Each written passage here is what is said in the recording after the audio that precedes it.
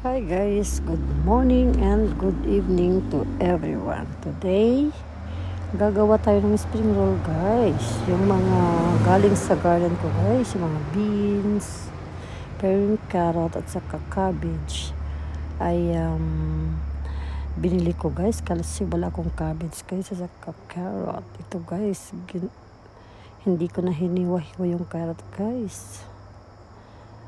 At ito naman yung ground beef na isahog natin guys kasi wala akong nakitang ground pork dito sa freezer.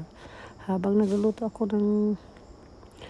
ng ground beef, hinihiwalay ko yung wrapper guys. Yan. Tag-isa kong hiniwalay guys kasi mahirap hiwalay ito guys. Gaya din ng pag-ibig guys, diba? Ayan.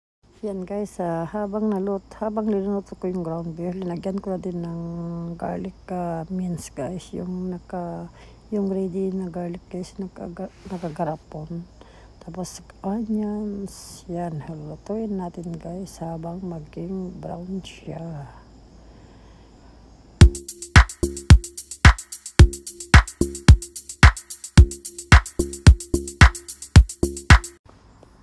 Ito guys, luto na yung garlic at saka sibuyas. Ito naman yung ilagay kong vegetables guys.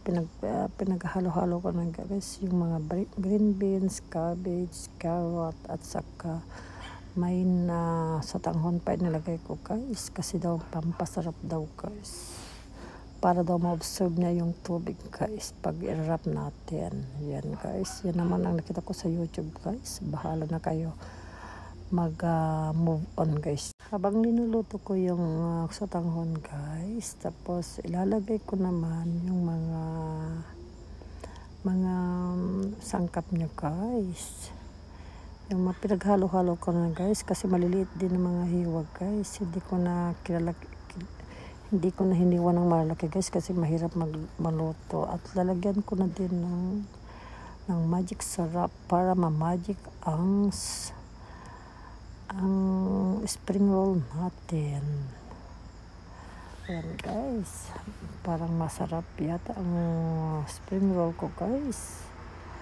Yung maliliit lang na wrap lang binili ko guys kasi wala naman akong nakitang malalaking wrap sa Asian store guys. Yan, malapit na maluto guys. Lilagyan ko na pala ng salt and pepper guys. Yan, malapit na maluto. At lagyan din natin ng oyster sauce para malasa. Konti lang guys. Yan. Halo-halo natin hanggang maluto.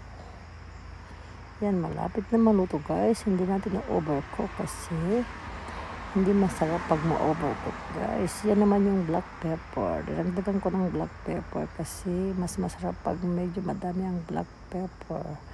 Ayan guys, luto na. Nilagay ko na sa tray para lumamig. Huwag muna natin i-wrap guys pag mainit kasi pag i-wrap natin mainit, masisira yung wrapper guys. At ito pala yung pandikit ko guys, yung flour at saka tubig. Konting tubig lang at saka flour guys. Yan, mag-wrap na ako guys. Simulan ko na.